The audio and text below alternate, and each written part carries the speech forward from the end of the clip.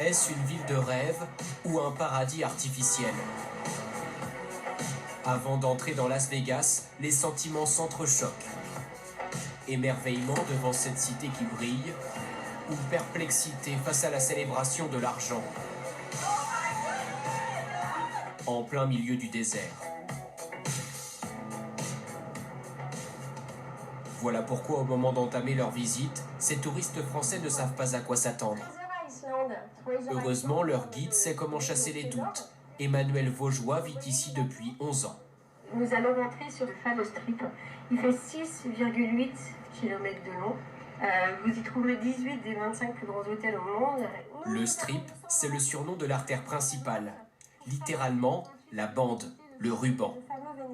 Ici, cela veut dire des hôtels immenses partout, où il n'est pas seulement question de dormir. Vous allez comprendre, il y a beaucoup de boîtes de nuit à Las Vegas, mais là, ces hôtels sont très connus pour ces boîtes de jour. Donc il y a la piscine, il y a le DJ et les gens viennent faire la fête l'après-midi. Quand je vous dis qu'ils font rien à moitié, les Américains. Ah si, une bêtise, une chose qu'ils ont fait à la moitié ici, c'est la Tour Eiffel.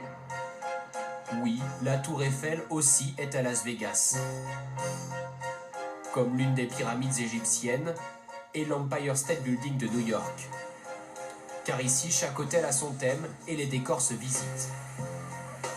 Emmanuel a choisi d'emmener son groupe au Venetian, hommage à Venise et l'Italie. Oh bah non, vous êtes avec moi, vous n'allez pas vous perdre. L'établissement a 7000 chambres. Ils ont vraiment fait tout à l'échelle de Venise en fait. Les plafonds s'inspirent du palais des Doges. Il y a même une réplique de la place Saint-Marc. Et les gondoles. Magnifique. Je connais la vraie Venise. Donc Las Vegas, c'est le Disneyland des grands. Qu'est-ce que vous en pensez? C'est splendide, c'est magnifique. Magnifique. Ouais. Puis quand on pense qu'il fait nuit dehors et puis là on a l'impression d'être en plein jour, c'est fou. Chaque hôtel est une ville dans la ville. Celui-ci a 40 restaurants et un centre commercial luxueux. C'était le magasin préféré de Michael Jackson. C'est ici là qu'il venait acheter toutes ses décorations pour mettre dans sa maison. Les hôtels ont aussi leur propre salle de spectacle, avec certains des meilleurs artistes du monde en résidence. Mariah Carey, Lady Gaga, David Copperfield. De l'autre côté de la rue, un autre spectacle a commencé. Au pied du célèbre hôtel Bellagio, le ballet des fontaines conclut la soirée d'Emmanuel et des touristes français.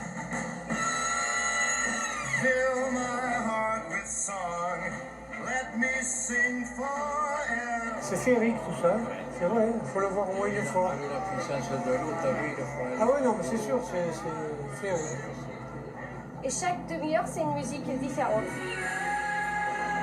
Le programme de la guide a conquis son groupe.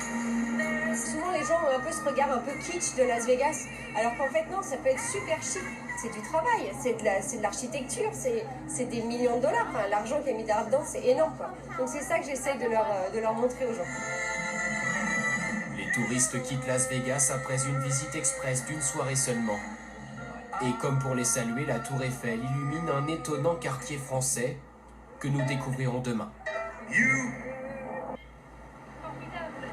Lynn Renaud. Ici, vous êtes dans le downtown. Ils appellent ça le downtown, c'est la ville basse. En réalité, c'est le quartier populaire de Las Vegas. Toute cette rue est pleine de casinos. Downtown, quartier historique, est aujourd'hui encore apprécié pour son atmosphère débridée, légère. C'est aussi là que se trouvent les traces d'un passé plus sombre. Dans l'ancien tribunal, voici le musée de la mafia, l'un des endroits préférés d'Emmanuel Vaugeois, la guide touristique. À partir des années 30, ce sont les parrains qui ont fait de Las Vegas la capitale du jeu. La française est reçue par le directeur de la collection. Nous conservons toutes sortes d'objets des casinos de l'époque, qui étaient souvent dirigés par des mafieux. Le Nevada était le seul État à autoriser les jeux d'argent. Et ça, c'était une source de profit très intéressante pour le crime organisé. Regardez, il y a une photo là de Elvis Presley. Emmanuel adore ces légendes de la ville. C'est Mohamed Ali qui est venu, les Beatles qui ont fait énormément de concerts. Dans les années 50, Marilyn Monroe. Les petits secrets sous le tapis rouge. Frank Sinatra venait très très souvent à Las Vegas parce que du coup la mafia voulait que les gens restent plus longtemps à Vegas. Ils ont appelé tous leurs amis d'Hollywood et leur ont dit venez à Vegas, faites-nous des shows pour qu'on ait du divertissement pour les gens, pour qu'ils puissent rester plus longtemps. Et donc du coup qui dit rester plus longtemps dit dépenser plus longtemps et jouer plus longtemps. Aujourd'hui, la ville s'est débarrassée des mafieux. Mais les stars sont restées. Et on change radicalement de décor et d'ambiance. Suite de notre voyage dans la ville la plus folle des États-Unis avec cette question: y a-t-il une vie à Las Vegas, une vie normale? À quoi ressemble le quotidien loin de la fête, des casinos, des hôtels? C'est ce que nous montrent les Français que nous suivons depuis lundi et qui ont fait le choix d'y travailler.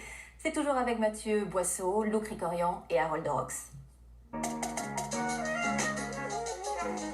Les Français de Las Vegas que nous avons rencontrés ont aussi tenu à nous montrer leur quotidien, hors du travail, hors des casinos, pour bousculer les idées reçues.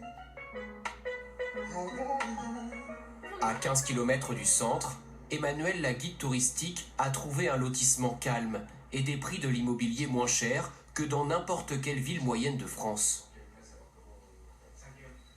Donc je crois qu'elle fait entre 150 et 160 mètres carrés. On a 3 chambres et 2 salles de bain. Elle est arrivée il y a 12 ans, de Rennes. Ça c'est notre jardin. On a même le drapeau breton, normal. Tout breton expatrié à son drapeau.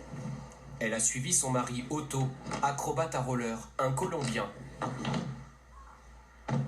Le Cirque du Soleil l'a recruté pour un spectacle sur les Beatles.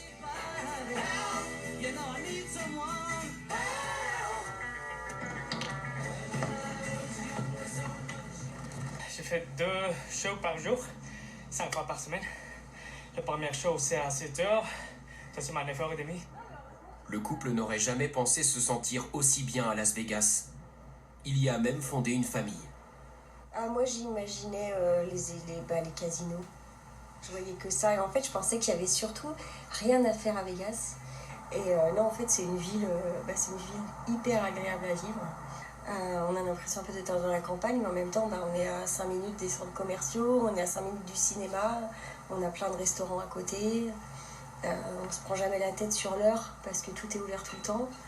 Et puis surtout on a que 10 jours de pluie par an donc voilà, ça c'est vraiment sympa.